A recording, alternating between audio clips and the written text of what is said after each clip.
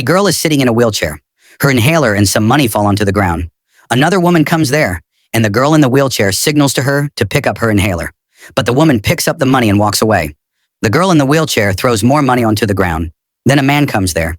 The girl says, "Please pick up my inhaler." The man picks up the money instead and tells her, "Relax and breathe slowly," then leaves. The girl realizes that both of them are greedy people. The girl in the wheelchair throws more money onto the ground again. At that moment, a poor man and his little daughter are walking while talking together. The father says, "I just hope I get a job today." The little girl asks, "Will you really get the job?"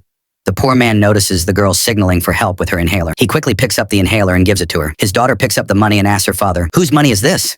He says, "It must belong to her." Then he gives the money back to the girl. The girl says, "Thank you for helping me. You are a very kind man." The man replies, "It's nothing.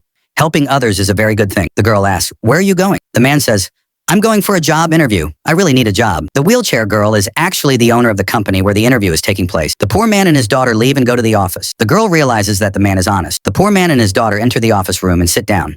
A man and a woman are already sitting there. They start making fun of the poor man. The man says, "You came here for a job while being so poor?" The woman says, "You will never get a job here." Both of them laugh at him. A maid comes to serve tea, but the tray slips from her hands and falls. The man scolds and insults the maid loudly.